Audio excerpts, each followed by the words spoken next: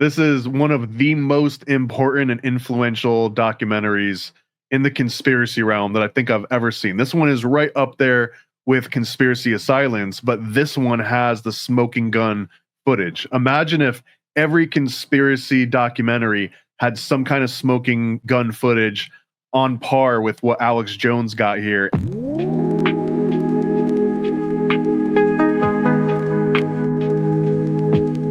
Under the docks, yeah, under the docks. Buried deep, but we're breaking the locks. Footage got clipped, they erased all the shots. Stay connected dots. Under the docks, under the docks, yeah, under the docks. Yeah, under the docks.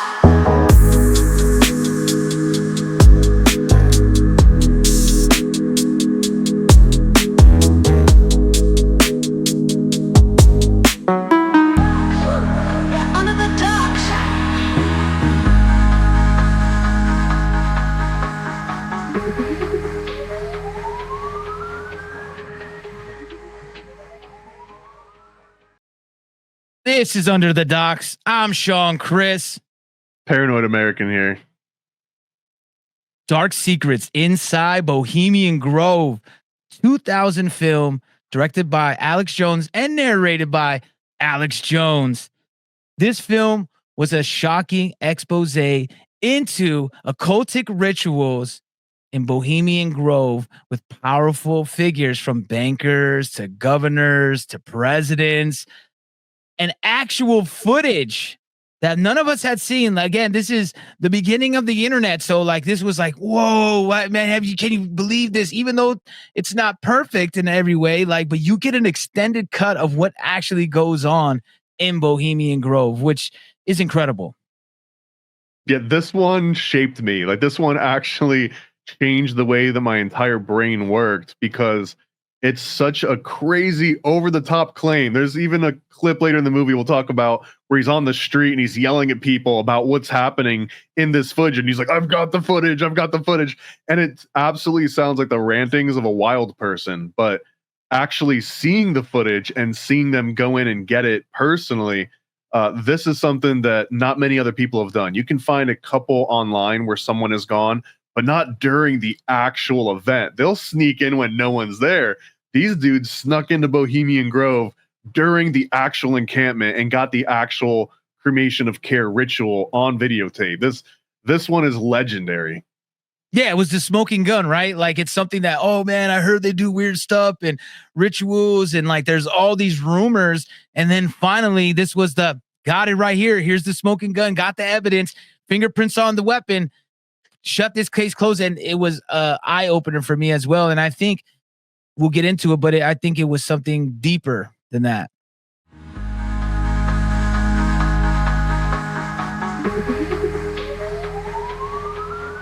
Plotting the course. Now, let's go with the first claim. You kind of like hinted at it. One of the big claims in this is that there's occultic rituals and ceremonies. He claims that a Bohemian Grove that hosts rituals involve pagan worship, occult practices, specific ceremonies called cremation of care, where participants engage in theater performances that include the burning of a effigy symbolizing the shedding of their worldly cares and responsibilities. And you actually get that. Like you actually see it's not just a claim, because now the claim of like, are they really sacrificing people? That's maybe not proven, but for sure that this theater performance is taken on video. Like, and you actually get pretty decent shots of it. Yeah, like you said, this is the smoking gun. This one is absolute proof that this event occurs. This cremation of care ritual that involves elites from all over the country and different industries and intelligence and politics.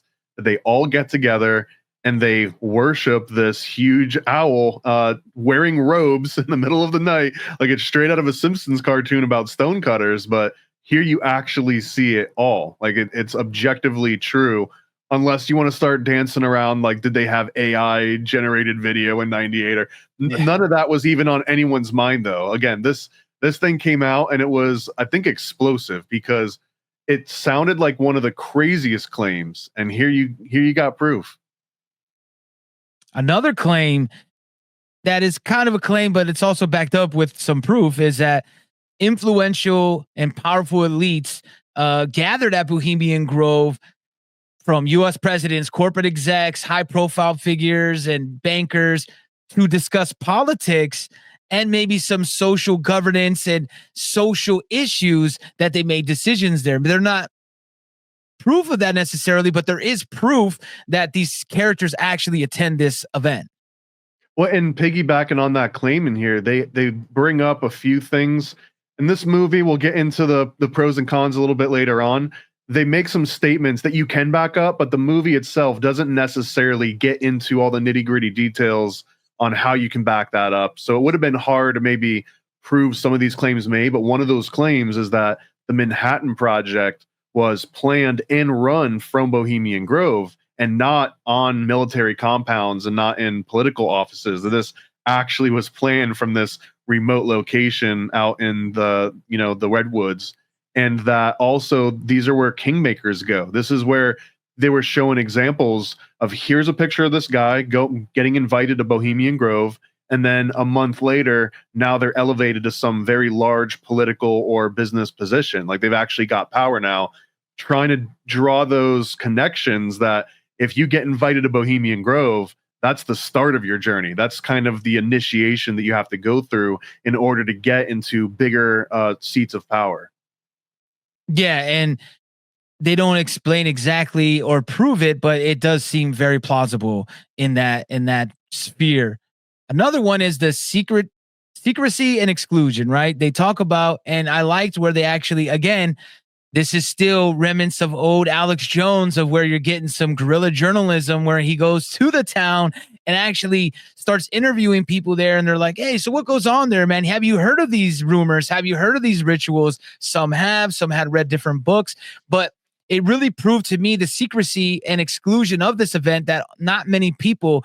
Now, one interesting, he actually interviews a guy that works there, and you can kind of see he must have seen some things, because his body language is like, oh, well, yeah, well, no, that doesn't happen here. And you kind of don't really believe him, or I didn't believe him.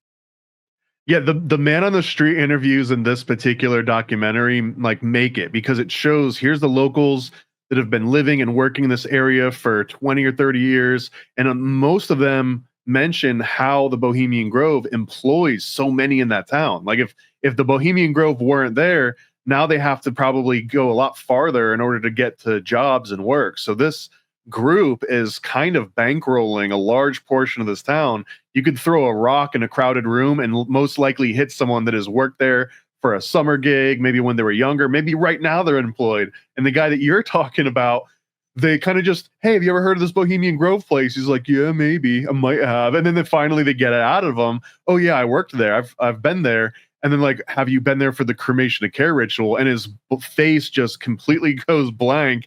And you can see him now being way more standoffish. Now he doesn't want to engage in the interview anymore.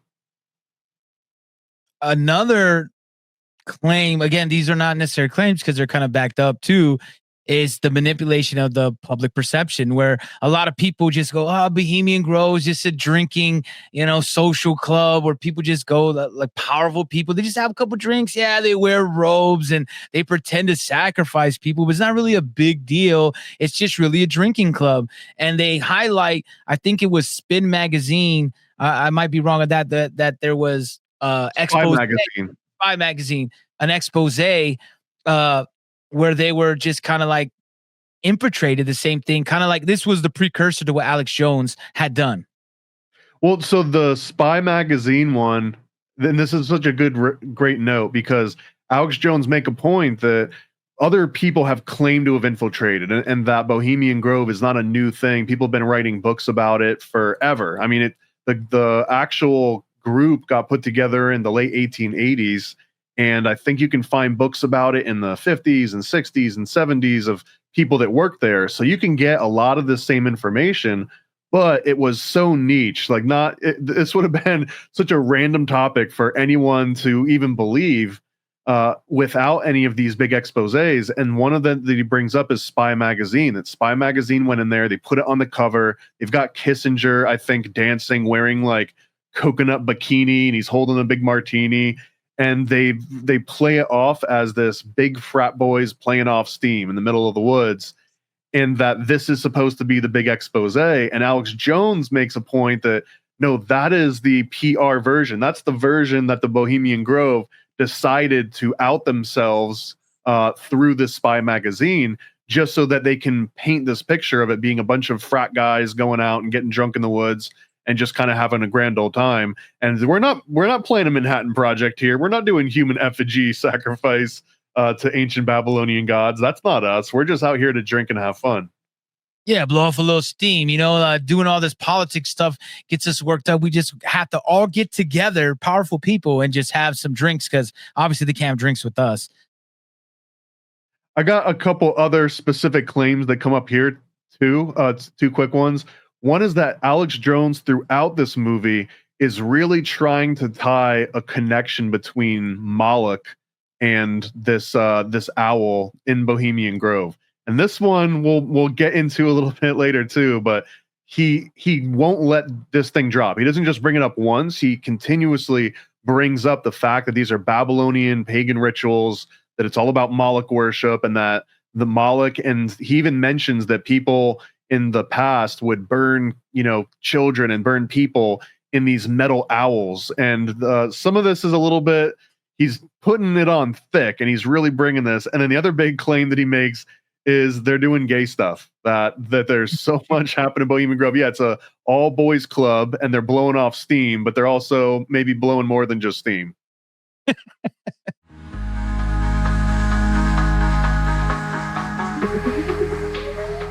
Let's get into the hidden treasures and overboard moments. For me, some of the hidden treasures is really you kind of get introduced to, for me personally, I'm going to go on a personal aspect, of Skull and Bones, Bilderberg Group, CRF, Trilateral Commission, and globalists in general. This film, especially the first part of it, because it's really the adventure to Bohemian Grove, right? Like he's kind of showing you the travel, and he's getting on his way, and like here's the Golden Gate Bridge, and here's the forest. But in those, there's sections of him being at hotels where he's breaking down not just the Moloch worship, but also like, hey, the CFR does this, and they're connected with Skull and Bones. And for me, it's a hidden treasure because it was a treasure chest of stuff where I'm like, whoa, my God, what is Skull and Bones? And what Bush is in it? And then the naming of people like, Kissinger, like you said, Walter Cronkite, Richard Nixon, Bill Clinton, George Bush, George H.W. Bush, like all these powerful figures that we were like, oh, wow, they're all there. And he really connects them, and it has so much more information for you to dive into about, like I said, the Trilateral Commission, which I had never even heard of before I saw this film. I gotta kind of, maybe this is cheating, but I almost feel like the hidden treasure is not hidden. It's just the fact that we've got actual footage of the cremation of care ritual in Bohemian Grove in the late 90s, and that this did not exist before or after then. I'm not even sure that anyone else has ever gotten this kind of footage during the actual ceremony. And in fact, I'd probably argue they've probably clamped down on security quite a lot since this one came out, because this is the one. If someone mentions, oh, have you ever heard someone snuck into Bohemian Grove? Like, yeah, you're talking about Alex Jones. And by the way, someone that doesn't get a lot of credit in this movie is John Ronson. And we do see him talking to John Ronson. John Ronson's the one that I think he wrote a book called Them, and it's just about a whole bunch of different kind of fringe groups. And I almost feel in a John Ronson way, he was there just as much to find out about Bohemian Grove as he was to find out about Alex Jones and this weird American over the top sort of group. And you can see there's a few times when John Ronson is sort of questioning Alex in a joking but serious way. Like, Alex, are you going to get violent? Are you going to do something that's going to get us all arrested? And Alex kind of plays into it. And you can tell that John's a little bit put off by, Alex's zealousness into we're going to infiltrate these guys. We're going to find them, kill them babies. And you can see that John was not there for that particular vibe. And Alex is just overpowering everyone else involved in this sort of expose. and that is one of my last hidden treasures in it is you actually get the character Alex Jones to come out and his comedic presence. One of the highlight moments for me was when he's in the taxi and I think they're driving to go meet John at a hotel and he's like, yeah, you know, Moloch. Moloch, they're sacrificing babies, and the guy's like, "Oh yeah," like you know, he's just a taxi driver.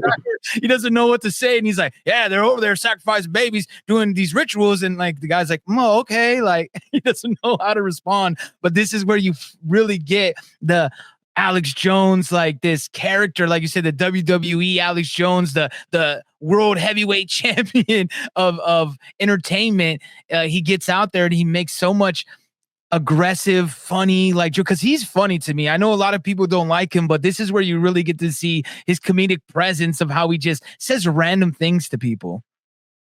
Well, and this is kind of too what I was mentioning the beginning of this is that as soon as he gets this footage, he goes and he gets one of his like assistants or whatever to put on a George Bush mask and then put on a big cloak and then holding up like a little sign and then he's just on a bullhorn just screaming into the void into like a busy street about how these elites and we got footage, George Bush is out there, they're killing people in the middle of the woods, I've got the footage. And you would just walk by and think this is just an absolutely insane street preacher. But you actually watching the documentary, you're like, he actually does have that footage and this weird stuff that he's saying that he's got on tape. He really does have it on tape. It's so wild to kind of see that aspect. I do have a couple of complaints on this one too. There are like a few overboard moments for sure. Unlike Police State 2000, when it was very much by the books, and his overboard in that documentary was just like him getting arrested for not standing down, which I give him credit for. That was not a con. In this one, he does hammer on this Moloch worship, and it seems to be conflating it. And this bugged me for decades, man, because ever since this movie came out, whenever someone would see an owl, they'd be like, oh, that's Moloch. And I used to hear people like, oh, there's Moloch on the back of the dollar bill. And I guess like historically, that's not necessarily correct. And I've come around on this a little bit. Now, if I don't get triggered anymore when someone conflates these two things, but the owl has absolutely nothing to do with Moloch worship and child sacrifice or any of that. The owl has its own sort of pagan rites and rituals.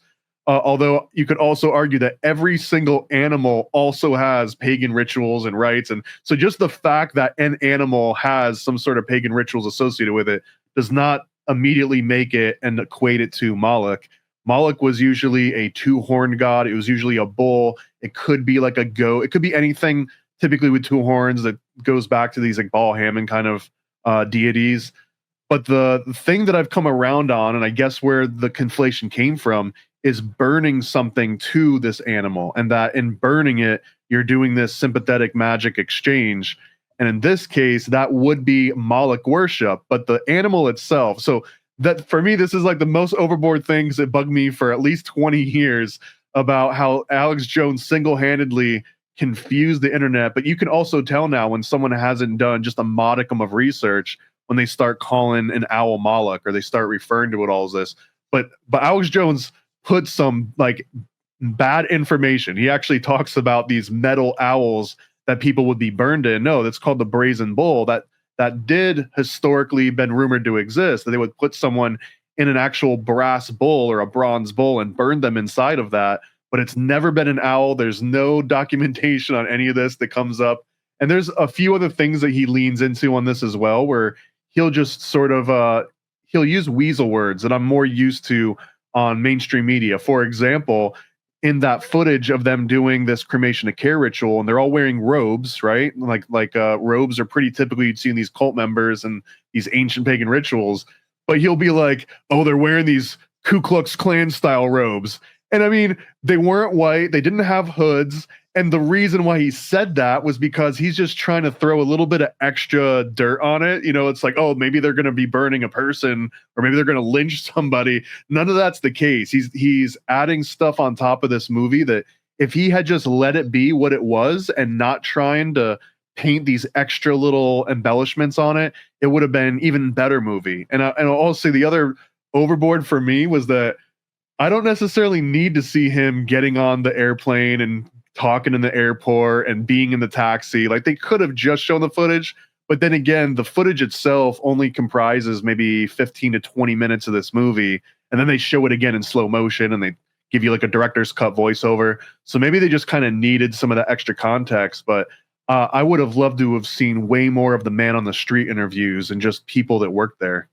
I'm with you. That was my overboard, is the extra B-roll. Like, unneeded. There was like some scenes where he's just literally no talking, just seeing trees. And then that, it being an older technology, watching it on YouTube and stuff, it's just all blurry and you're just like, a lot of excess scenes, and like he sensationalizes a lot of things. And like I said, it does cool that it brings out the character Alex Jones, but a lot of it's not needed. I think he could have just stuck with it from on the on the streets, the man on the street interviews with the townspeople, and then gone straight into the video. I don't think it needed to be 2-hour documentary. I think he could have made it an hour 15, maybe an hour 20, and it would be just as impactful. But yeah, that's my main complaint, was there was too much footage that I did not need to see. And also, you wouldn't know this unless you've gone way down the Bohemian Grove rabbit hole like I have, but there were so many books and other information accessible to Alex Jones during this time, as he's making this movie, where he could have included way more historical context and names and the reason about all these different communities in there, that these were written in books in the 70s, and he kind of doesn't include a lot of it. A lot of the stuff that he says is either him trying to paint something in a very specific way, or it might have just straight out of been out of ignorance. Maybe he didn't read those books, or maybe he didn't decide not to include them. Man, this would have been the perfect vehicle to have gotten a lot more accurate information about Bohemian Grove in here. But all that being said, man, we get freaking actual footage of the cremation of care ritual. It's legendary.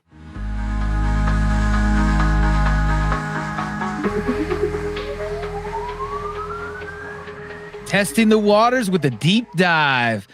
For me, you spoke it on the last segment, the cremation of care. I thought that this is what the film is. Like, you could have just showed me that footage and nothing else, and I would have been like, it's worth it, right? It's worth getting in the admission. But actually getting through there and like knowing what the event is and how it is presented, where we see the ceremony go through, like there is an actual sacrifice, like a not an actual sac, but a play of sacrificing somebody and a funeral, and you hear the eerie words of how he's talking. Like, you can just, I know it's played off by some people as, it's just a play, man, it's very creepy, it's very weird, and it shows through time that it changed from like 1878. It began as a midsummer hijinks, just like kind of like where that's, I think, where they get the drinking club aspect of it, where they're just like, oh man, we just go drink and have some poetry jams and slams and stuff like that. And then in 1893, the Druid Jinx kind of like started the Christianity triumphing over paganism.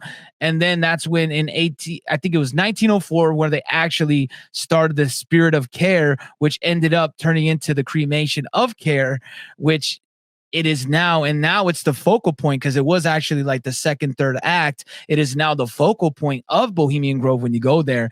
And incredible footage, especially for the times, and a hidden camera, right? As me complaining with a lot of the B-roll, and you're just like I actually watched this with my girlfriend, who was never, she doesn't really think highly of Alex Jones, but she's a little conspiratorial, and she's like, complaining through the whole film. But when it actually gets to the cremation, she's like, whoa, what's this? Hey, you've been here for a little bit, and she was really intrigued. So to me, that is the meat and potatoes that makes this film. And man, I can go on like an hour-long deep dive, and I won't right now, but about the cremation of care, and this is one of the complaints that maybe I have on Alex Jones, is he could have included some of this information, and he kind of presents it that the very origins of the Bohemian Grove were this rejection of Judeo-Christian ideals, and that they were trying to revert back to paganism. It's a little bit more nuanced than Alex Jones said, and that sentence alone kind of explains itself, right? Like, there's more nuance than he's usually interested in getting involved in.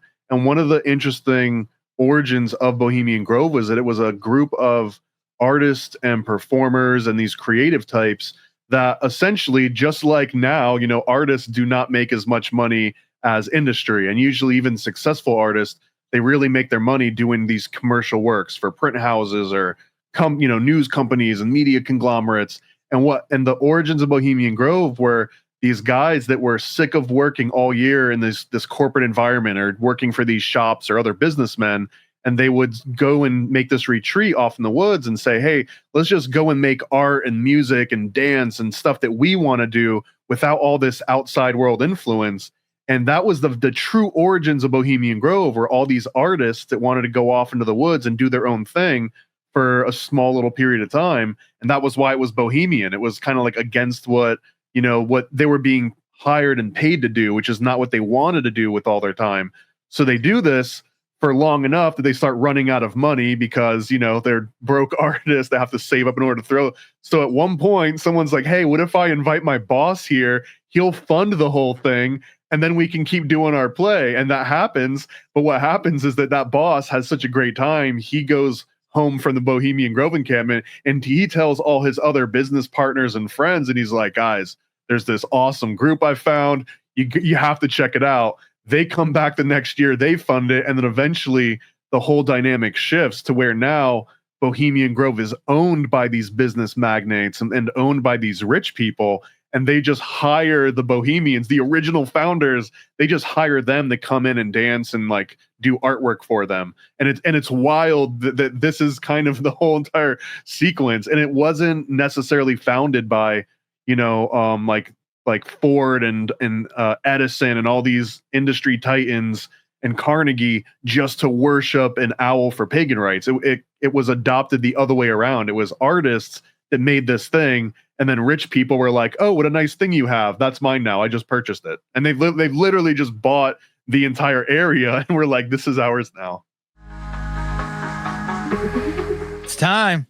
Sink or swim. 100% swim, man. This is one of the most important and influential documentaries in the conspiracy realm that I think I've ever seen. This one is right up there with Conspiracy of Silence, but this one has the smoking gun footage. Imagine if every conspiracy documentary had some kind of smoking gun footage on par with what Alex Jones got here. And John Ronson, I want to give him his credit for actually making this happen. I'm going to give it a new term. I'm going to give it a float, right? Because going back, a lot of the information that you were talking about, I think this film could have been done better. The smoking gun is the main aspect because it doesn't sink. This is definitely something that everybody should watch, but it's a float because it could have been done way better. But that's just me being extra critique because this is a conspiracy cult classic, right? Anybody that is a conspiratorial person, unless you just like started down the rabbit hole, like in the last few years, everybody has watched this. I remember this is just as loose change as something that we passed around of like, oh man. And it's even has more of a lure as a teenager / pre-adult or whatever you want to call it in your 20s, where you're like passing around a DVD or a VHS rather than like, oh, here's a link, here's a website. You actually had to watch it with a group of people. And it actually gives it much more sensationalism for me when I watched it back then. Now, again, I might be more critical. I wanted to not just go swim, sink. I was like, let me call it a float. A float now will be where we're like, it's good enough to suggest to somebody, but maybe it could have had some aspects done a little bit better. I can see that. I could also see that they could re-edit the footage that they got from this and superimpose extra information on top of it and kind of re-release this, make this a whole thing again. So, I mean, warts and all though, man, this is so damn influential, but yeah, you could also maybe skip to just the footage part. Although at that point, you don't maybe have the same level of context of how secretive this is. Even the people that said they'd worked there and lived in that area for years and heard all the rumors, he's like, do you know that they, burn human effigies there? And the way that he would phrase that, he would emphasize the human part and de-emphasize the effigy part. And he always made it sound like, they're burning humans there. And of course, people are like, what?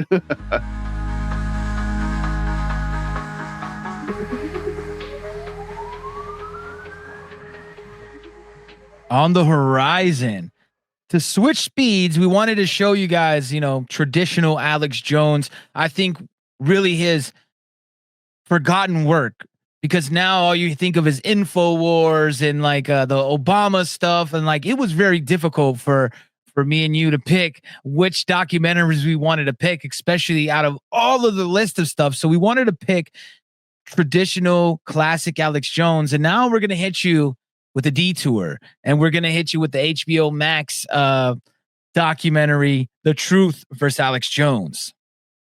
And I think it's only fair too to go from his earliest work to him in, very later on in his career. He's on a new trajectory even now, even since the end of this upcoming movie. He's on a totally different trajectory, but this one is another snapshot, and it's very much anti-Alex Jones. So the entire thing is shot as like this is this horrific sort of event that we need to prevent from ever happening. Let's punish this guy. So it's interesting to see from his point of view, and now here is sort of the establishment point of view of him. Well, it's about that time. I'm kind of retarded. Peace. Under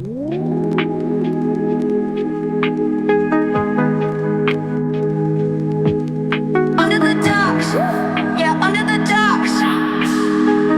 Buried deep, but we're breaking the locks. Footage got cut, they erase all the shots. Stay connected dots. Under the docks, under the docks, yeah, under the docks.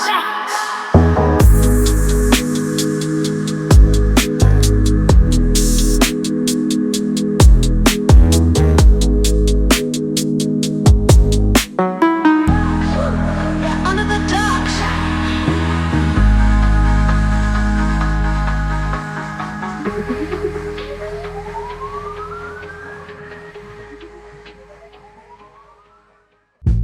Ready for a cosmic conspiracy about Stanley Kubrick, moon landings, and the CIA? Go visit nasacomic.com. NASAcomic.com, CIA's biggest con. Stanley Kubrick put us on, that's why we're singing this song. I'm NASAcomic.com, go visit NASAcomic.com. Go visit NASAcomic.com.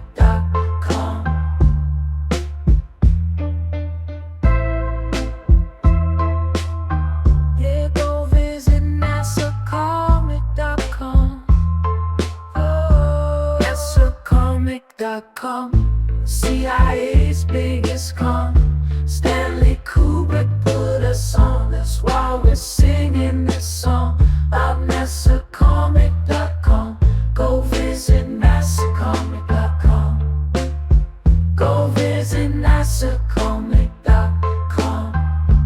Yeah, go visit NASAcomic.com. Never a Straight Answer is a 40-page comic about Stanley Kubrick directing the Apollo space missions. Yeah, go visit NASAcomic.com. This is the perfect read for comic, Kubrick, or conspiracy fans of all ages. For more details, visit nasacomic.com. Paranoid. Yo. I scribble my life away, driven to write the page. Will it enlighten your brain? Give you the flight, my plane, paper the highs ablaze. Somewhat of an amazing feel when it's real to real. You will engage it. Your favorite, of course, the Lord of an arrangement. I gave you the proper results to hit the pavement. If they get emotional, hey, maybe your language, a game, how they playing it well without Lakers. Evade them, whatever the cost, they are the shapeshift. Snakes get decapitated, met is the apex. Execution of flame you out, nuclear bomb distributed at war, rather gruesome for eyes to see. Max them out, then I light my trees. Blow it off in the face, you're despising me for what though? Calculated and rather cutthroat. Paranoid American must be all the blunt smoke for real. Lord, give me a day away, vacate. They wait around to hate whatever they say. Matters not in the least bit. We get heavy rotate when the beat hits, so thank us, you're welcome. Fuck the niggas for real, you're welcome. They ain't never had a deal, you're welcome. Man, they lacking appeal, you're welcome. Yet they doing it still, you're welcome.